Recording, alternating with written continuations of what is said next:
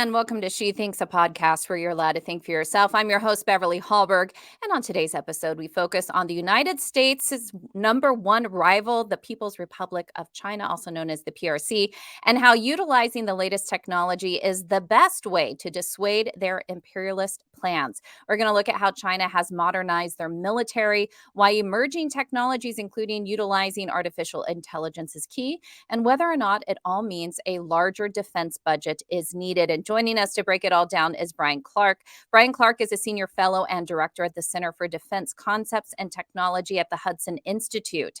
He's a former Navy submariner and senior fellow at the Center for Strategic and Budgetary Assessments, where he led studies for the DoD Office of Net Assessment, Office of the Secretary of Defense, and Defense Advanced Research Projects Agency on the new technologies and the future of warfare. Bryan, a pleasure to have you on She Thinks today. Great to be here, Beverly.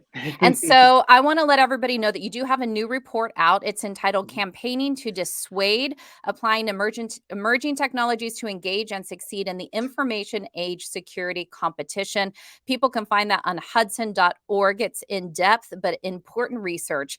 And you do make this case for using new technologies in warfare. We're going to get to that. But I want to start with some of the specifics which led to this report to begin with. And that is where China is specifically. You say in this report that they are the most comprehensive economic and security rival since Great Britain during the 19th century. I realize this is a big topic, but can you expand on that? You bet. I think what we need to start to acknowledge in the United States is that China is a peer of the United States. So it economically is nearly as large as the United States. Obviously, as population, it's much larger than the United States. It has a larger military than the United States. It may not be as capable in certain respects, but it's certainly larger than the U.S. military. And I think there's a lot of technology development in China that certainly is on par with or exceeds what's available in the United States. So in a lot of ways, China is a peer, and I think that U.S. Policymakers need to embrace that idea, start to acknowledge it and digest it, and get used to it. And start rethinking how they approach deterrence and dissuasion, given that state of affairs. I think we've gotten used to, since the Cold War ended, being the big dog. So the U.S. has had a foreign policy that's largely primacist. Is what we in the world of strategy talk about, where the U.S. tries to retain its dominant position militarily, economically, diplomatically against its rivals. And that's just not possible today, given where China's trajectory is going. I think some people still want to hold on to the idea that the U.S. can be dominant, but we're kind of at the end of dominance, and we need to rethink how we approach deterrence, given that we now need to think that we're fighting a peer competitor. And with that mentality, how hard is that to bring that to, let's say, lawmakers or even to the average person to talk about the rise of China and its ability to compete as a peer? Do a lot of people just sit in this land of wanting to be comfortable and thinking of the United States as dominant? Yeah, there's a lot of people they got very comfortable with that idea after the Cold War ended. A lot of national security experts sort of embraced that idea, and it's hard for them to come off of that. Part of it is it just requires a completely different way of approaching problems, such as deterring aggression, military operational concepts, because you have to think about yourself, fighting somebody who is really on par with your own forces. So you can't just overwhelm them with your technological or numerical advantage, which is what we've been used to doing. And I think, in the general public, though, I think there's actually more of a realization of this. People out in the street kind of recognize that China is a pretty large power, pretty capable power. Obviously, China is something that's a concern for lots of people in terms of how their business fares in the international competitive environment, right? So I think actually the civilian population is much more ready to embrace this idea than, in a lot of ways, the national security experts who are supposedly more versed in it. So I think we've had an easier time making this case outside of the Pentagon, if you will, than inside. But one thing is, some of that's changing, right? So Rand, just after our report came out with a report that talked about how the U.S. is sort of losing its dominant position militarily, and now needs to think differently about how it approaches deterrence and defeating aggression. So I think we're seeing the think tank world come around to this idea, and I think within the Pentagon, the folks that work these issues are realizing it as well. So we're having a groundswell of support for the idea that dominance has ended. We need to come up with some new ideas for how we're going to deter aggression. And I think we have some real life examples as well. Obviously, Mhm. there's the situation with Hong Kong where you had China taking over Hong Kong. Of course, the conversation now is about Taiwan. And so there's a Right. huge focus there. There's been a lot of back and forth among the Biden administration on what our actual posture is in reference to Taiwan. From your expert opinion, what is the proper diplomacy for Taiwan and a way to deter China from doing anything? Yeah. Part of what there's kind of two approaches you could take to defending Taiwan. So one is this idea of denial. So the kind of predominant U.S. strategy is we're going to deny China the ability to successfully invade Taiwan.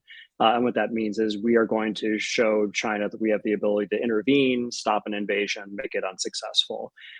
That worked for a long time, especially back in the 90s and 2000s when we really were dominant as a military power. Now, as we've entered the 2010s and now the 2020s, that dominant position is fading. Our ability to tell China that we could deny them the ability to invade Taiwan is losing credibility. And so we need to start shifting to some other approach that, focuses instead of trying to drive the uncertainty of the Chinese leadership. So instead of saying, we're going to deny this invasion. We want you to be certain of that. We're trying to drive certainty into the minds of the Chinese leadership. We need to pivot now and focus on driving uncertainty into their decision making, so they don't feel comfortable with the likelihood of success if they were to invade Taiwan. Which is, it seems like a subtlety, but it's very different to try to make your opponent certain he will fail versus making your opponent uncertain regarding whether he'll succeed or not. And if you're driving uncertainty, then what's really important is understanding what is your opponent's concerns. What are the things that are going to make them more uncertain? And also, what is your estimate of how uncertain they need to be to not choose to act? So in the old days, if we were dominant, we didn't have to worry about what China thought. Really, we could just show them that we would, dominate them and win. Now we have to actually worry about what the Chinese think and focus instead on shaping their thinking, understanding their thinking, and driving the uncertainty, which requires us to be much more interactive with the Chinese and have a way of measuring and understanding, what their perceptions might be, which is a much more interactive mode, than we've had in the past. And you study warfare. Obviously, the state of warfare has changed. Technology has changed so much of Mhm. this. We've even seen that with Ukraine. We see this with Right. use of drones. When we look at what China has developed, what the United States has developed, what type of technology is most important in warfare? And I think you said at the start of this that China hasn't necessarily superseded us in the Mhm. Right. technological aspect of this, but they've gained a lot. So, what does technology, emerging Right. technologies look like in warfare? Yeah. So, especially when you think about deterrence, the technologies we're talking about here are technologies that give us the ability to attack China's strategy rather than attacking their forces. So the old way we would have fought this is to say, well, we're going to bring in capabilities that are going to demonstrate to the Chinese that we will be able to sink a bunch of their amphibious ships, you kill a bunch of their troops as they hit the shore or before they even leave China, and then that's going to show that they're going to fail. We're going to make them certain they'll fail. Now that we're focusing instead on driving uncertainty, well, the way you drive uncertainty is, you have to start demonstrating that maybe they don't understand exactly how you're going to operate, how you're going to fight. So you have to have a force that's much more adaptable, agile, recomposable. So our forces need the ability to posture and operate in a lot of different ways. So by increasing the adaptability of our force, we increase their uncertainty with regard to how we're going to fight, which is different than saying we're going to go out there and demonstrate exactly how we're going to win and make them certain that they know that. And so that need for a more agile force requires you to have unmanned systems that are going to be available in much larger numbers. So this idea of moving to a force that's much larger proportion of it's uncrewed. So you've got cheaper, more expendable, more numerous uncrewed vehicles out there that you could compose in lots of different combinations that you can use in lots of different tactics. That creates a lot of uncertainty for the Chinese. The other thing is creating the ability to affect Chinese, what we call sensing and sense making. So can you confuse China's ability to see and understand what's going on around Taiwan, for example? That involves space-based capabilities. It involves electronic warfare. It involves counter sensing capabilities, and it also involves cyber. So being able to attack some of their command and control systems to inject confusing signals that make them distrust their own sensors or distrust what their understanding of the situation is. So you're attacking their ability to understand and make sense of what they're seeing, both in terms of the sensors and the technologies they use, and then also in terms of the forces that we use and how they're operated. So it creates a very confusing picture. If we can do that in peacetime, we start to make the Chinese second guess whether they're really in a position to successfully invade at an acceptable cost. The other area technology comes into play is in protraction. So we highlight the fact that in the strategy we lay out, that if we can demonstrate the ability to stretch out a fight with China into months or even years, and that we can continue to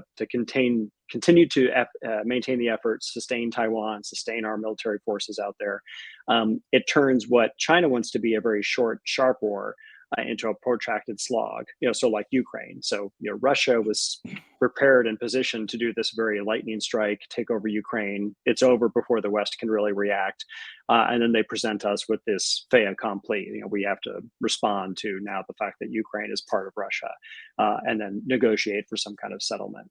Well, that didn't work out. And so now we've got this protracted conflict that the US and other Western countries are supporting Ukraine in. We could do the same thing in Taiwan. Can we demonstrate the ability with technologies like modular weapons, or the ability to pre-position materials forward, with the ability to use additive manufacturing to build new weapons and systems? Can we leverage allies and their manufacturing capacity to support that war effort in the Pacific, just like we've been doing in Europe?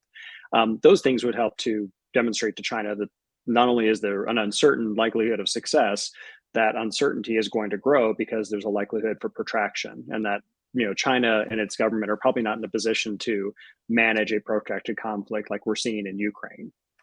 And so, with the technology, you even mentioned unmanned systems. This leads to ethics questions. People often will Mhm. go to this and say, "Well, what does that mean ethically when you're thinking about not just deterrence, but also fighting wars with unmanned Right, machines? Is this right, machine against machines? How do you factor in the ethics to this, especially right. utilizing artificial intelligence and the fear that some people have that the machines are going to take over?"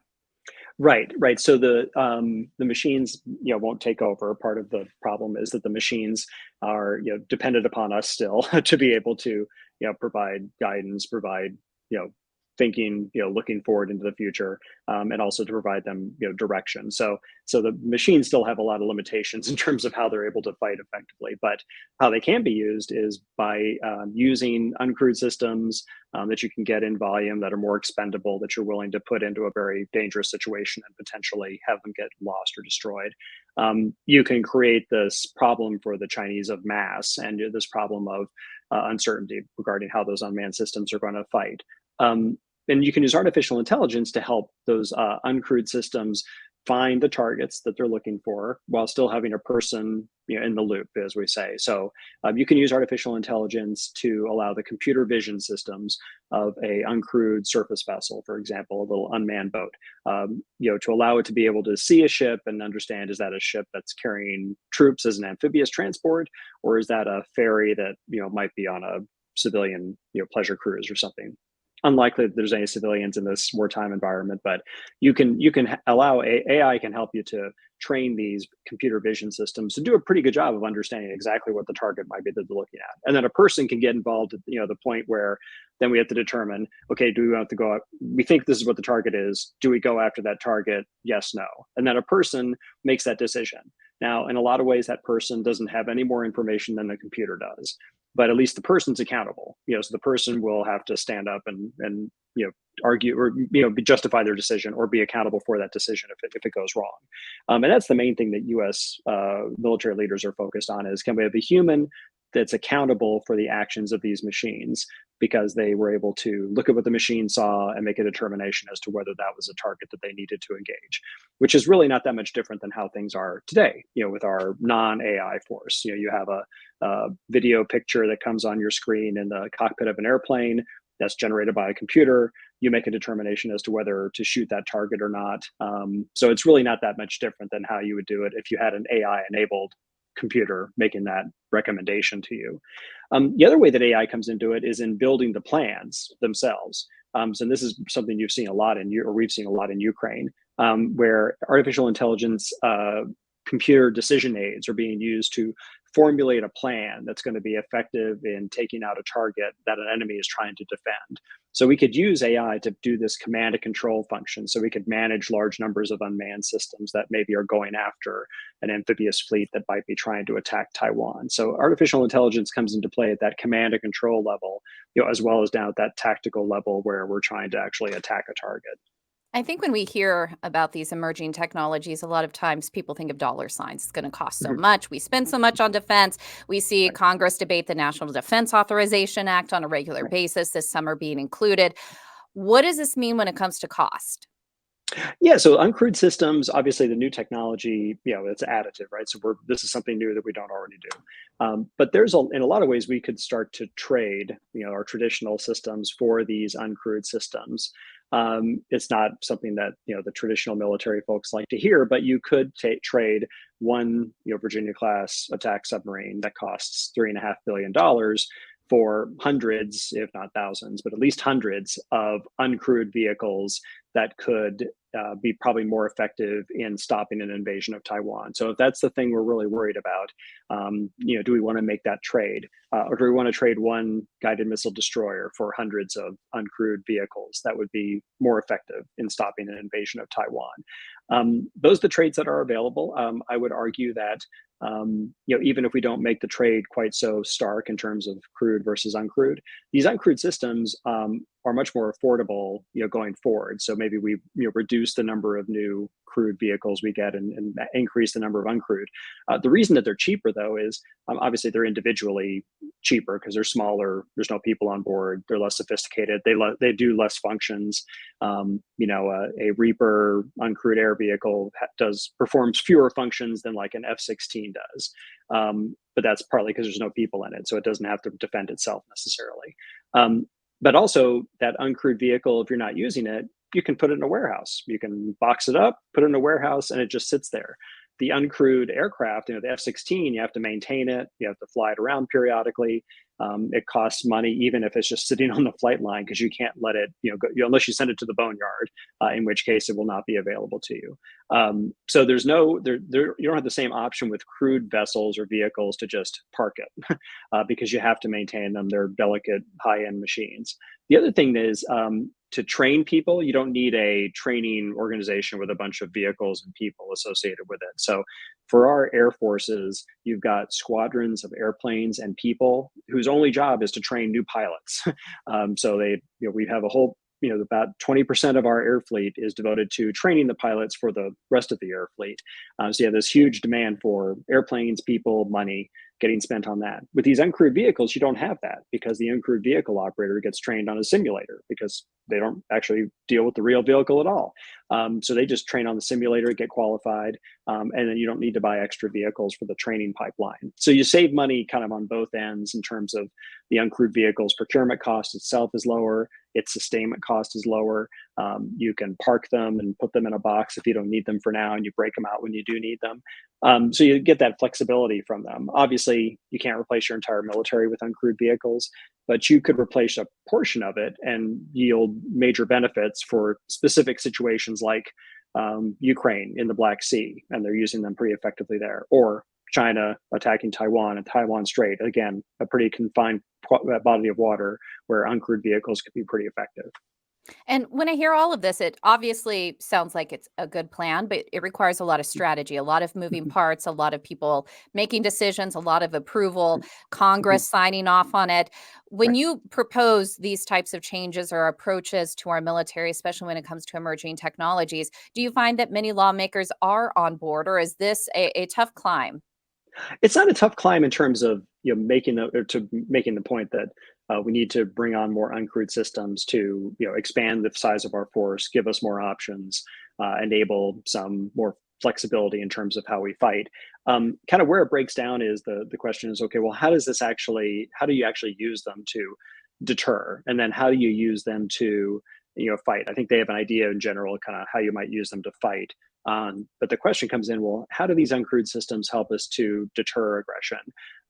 Because Do we just have them floating around all the time like we do with our manned ships, or are driving around like our manned aircraft, or do we have to do something different? And that's kind of where our study really focused, was on what's the strategy or the concept that you use to employ this more adaptable force for the proper for the purpose of the purpose of deterrence. And the way that we do that is we propose that we start to create surprises, for the Chinese. So, like I said, part of this, or really the central part of this strategy, is to create uncertainty, for the Chinese leadership regarding their likelihood of success in scenarios that we don't want them to pursue, like an invasion of Taiwan.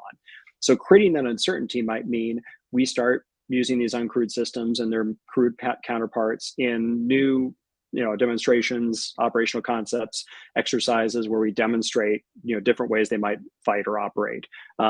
We demonstrate new capabilities or new mission systems, like new radars, new jammers, new sensors that we put onto these uncrewed vehicles, and just put them out there and start creating these surprises.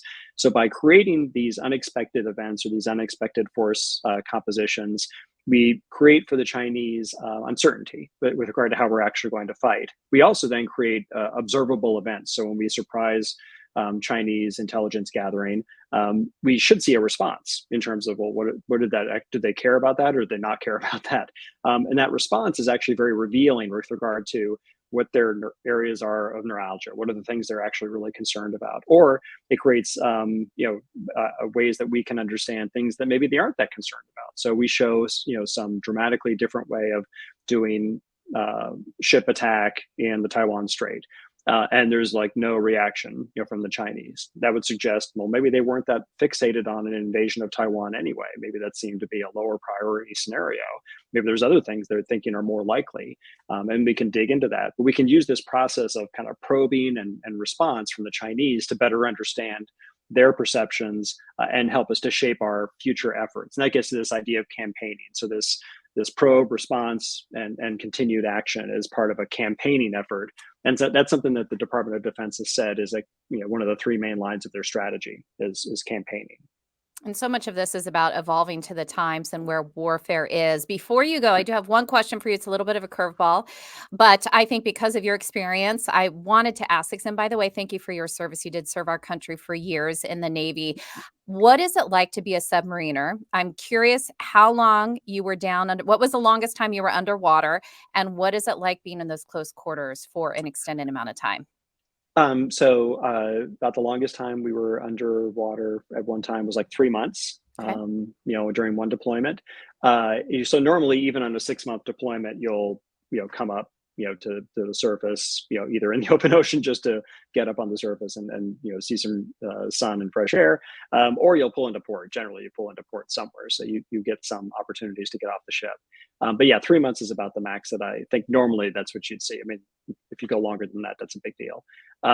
And then you just get used to being, in close quarters like that, because it's just like any other job. You get kind of wrapped up in the work you have to do and the tasks that have to get completed. It's busy. There's a lot to do. It's a small crew on a really complicated ship, so there's a lot of work that has to get done. So you kind of lose track of the fact that you're all jammed into this one little tube, and instead you kind of focus on getting the work done, and only rarely do you kind of think about where you are and how claustrophobic it might be.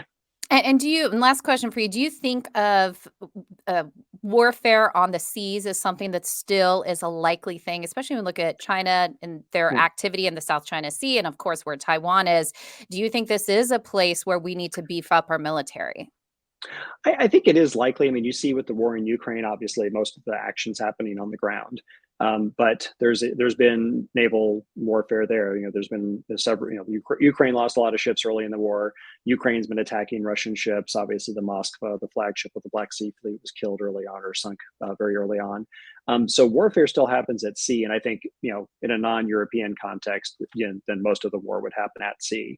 I think it's, even though an invasion of Taiwan is unlikely in my mind, what is likely is China trying to do some more actions that'll coerce Taiwan. So a blockade, a quarantine, kind of like we did during the Cuban Missile Crisis. They could take some islands that sort of are outlying islands of Taiwan. There's a lot of ways they can put pressure on Taiwan from the sea that don't involve an invasion. And that would get into some kind of small scale confrontations with US or other allied forces. So I think, we will see conflict on the sea over the next decade. I just think it's not going to take the form of an invasion, counter invasion. It'll take more of the form of blockade running and, trying to push people off of islands and that kind of thing.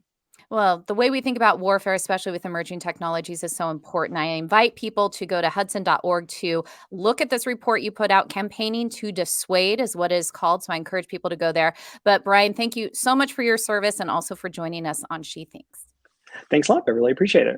And thank you all for joining us. Before you go, IWF wants you to know that we rely on the generosity of supporters like you. An investment in IWF fuels our efforts to enhance freedom, opportunity, and well-being for all Americans. So please consider making a small donation to IWF by visiting iwf.org/donate. That's iwf.org/donate. Last, if you enjoyed this episode of She Thinks, do leave us a rating or review. It does help, and we'd love it if you shared this episode so your friends can know where they can find more She Thinks. From all of us here at IWF, thanks for watching.